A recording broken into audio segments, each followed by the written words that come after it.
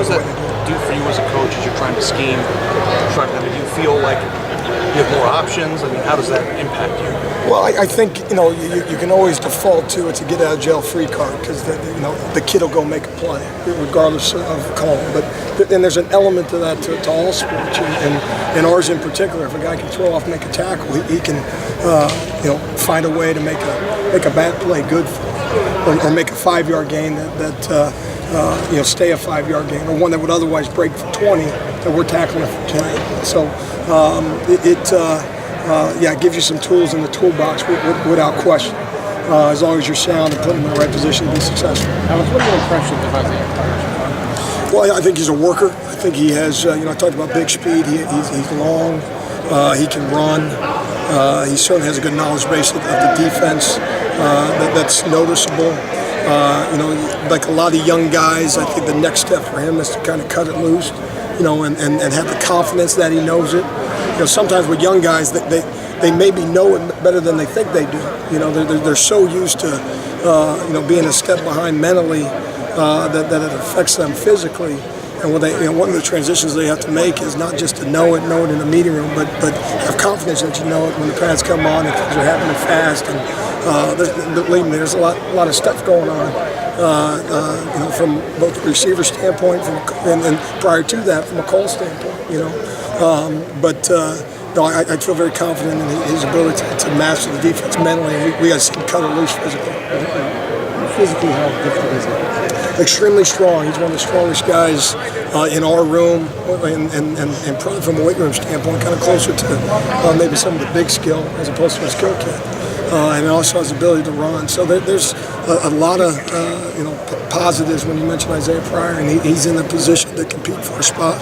There's not a lot settled at the safety spot in terms of guys with significant game experience, and so he's one of those guys competing every day for an opportunity to play on Saturdays. Alex, what have you seen out of the? Was that it would be Isaiah and Jordan would have that lead? Are you kind of intimated this year? Is it wide open across the board? Is Jordan one guy you look for another beside him, or how does that work for you this spring? I mean, I think we look. Myself, Toshiano, defensive staff, we look at Jordan as being an established starter in this program. And so what that means is he's got to compete to maintain that.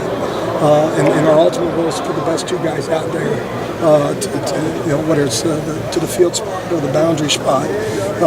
And then beyond that, it's a wide open race.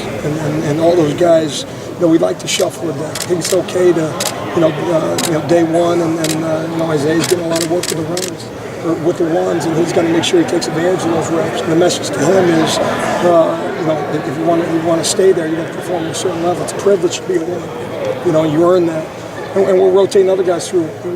Johnson Wentz, another young player in the program that has some physical tools and speed tools that has a chance to compete there. And Amir Reed, and we're talking about Brendan White as well. So all those guys, the message to them is compete to get the depth, and then ultimately compete to be one. What have you seen out of some of the early enrollees that have gotten on campus so far?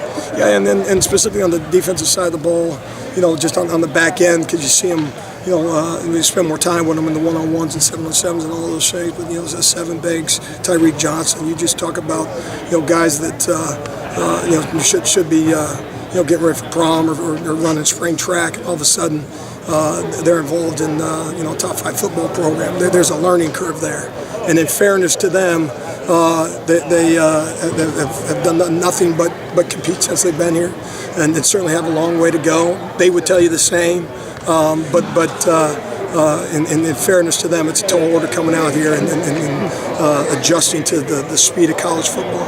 But certainly have confidence that they'll continue to do that. Isaiah was saying that the guys rotate between the boundary and the field spots. What are kind of the different responsibilities the guys need to learn between those two spots? There's a little bit of maybe more man responsibility to the field. There certainly is more green grass out there. I mean, just to not to make it too simple, but there's more space to the field, and so you have to protect that area. From a back-end standpoint, because that thing can run away from you, as opposed to the 12th defender's the sideline. Well, out there to the field, that 12th defender's a long way away. So in any event, you kind of start that way and kind of work your way to the boundary in terms of getting the right personnel in spots. But in terms of their overall responsibilities, they're really mirrored positions, and so we teach it as such. And we want to make sure guys aren't locking into, well, I'm a falcon to the field or a strong safety to the boundary, and that's the only spot I know. We want to make sure we're dual training, cross-training those guys so that we can get the best two on the field. Are there certain kind of physical traits you look for, but maybe as a guy makes him better as a field safety or better as a boundary safety? We want coverage skill across the board. I mean, you need it. It's safety anymore in college football, and I think the trickle-up effect to the National Football League is the ability to cover. I mean, that has to be number one on the job description for a safety versus spread offense. But obviously, you got to have the physical tools to hold up in the run game.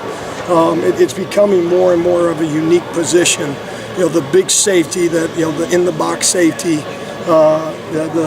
Again, what used to be described as a strong safety is kind of finding its way out of college football because of the ability to, or lack of ability to cover in space. And so at both spots, you've got to be able to physically hold up in coverage versus a tight end. That might be a matchup from a physical standpoint that you might be minused in, and you got to make sure that you got the speed and agility and coverage skills to cover a slot receiver that might be have the quick skill set as opposed to the size skill set. Oh, by the way, if they got two backs in the backfield and a tight end, you better come up and support the run. So it's a heck of a job description. It's just becoming that way as football becomes more of a spread out game. Alex, did you call that field position the Falcon? Yeah, that's how we talk in our room, the Falcon and the strong safety. That's kind of a cool nickname for the position. That was our own intention. Alex, Jordan's probably at that Falcon spot. Obviously, when it comes to the hierarchy at the boundary, who's got the most reps of the one? How's that shaking out battle with Isaiah, Brendan, and some of the other guys? Reps are pretty even at this point, and that's by design, so that we get a good evaluation to it. The reps as they go, it's not just reps in an 11-on-11 period, it's also reps in 7-on-7, it's also reps in 1-on-1s, and everything that we do is filmed and evaluated. So, the long story on all that is the reps are very, very even. Now, who lines up the 1s and 2s right now is not overly concerning. We just want to make sure they're getting enough so we can get them evaluated. Alex, from your vantage point, what stands out about the quarterbacks you're seeing every day on video when you watch your video? What stands out about these three quarterbacks? Oh, geez, you have to talk to Coach Day specifically on his evaluation, but they certainly can drive the ball downfield, and we got to make sure we have tight coverage because they can find windows and they can throw guys open, and so which will be a good thing come fall, not so fun in the spring. How special is Tate Martell though in the open field? That's a scary guy moving around.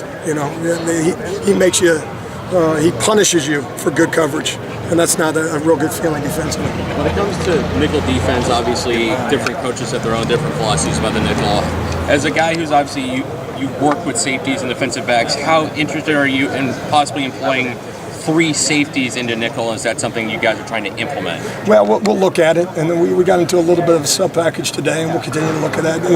Ultimately, whoever you bring into the game from a sub package standpoint, whether it's an extra, a linebacker sliding down to a D line spot to get better pass rush in certain scenarios, or an extra DB in the game. What's the why? What's he going into the game to do? Is he going into the cover? Maybe it's the skill set is more conducive to a corner being in a spot like that. And so in any event, it's kind of open competition for that as well. In situations that you feel that you need to have more speed on the field, who's that body, and that'll be an open contest for a while around here to kind of see who that guy is. You're more willing to throw out a safety if you trust he's got an ability to cover if you need him in slot situations. Well, that's just it. The last thing you want to do in a third down situation, or second and long situation, 2-minute situation, the situations that you're talking about in terms of getting extra speed on the field or an extra cover guy, you certainly don't want to put in a guy that his skill set's not conducive to adding anything. From a coverage standpoint, and so in any event, it could be a safety, it could be a corner. Again, what's the why? If we want better coverage skills, they better have it. If they don't possess it, then we got to look to a different position group to get it.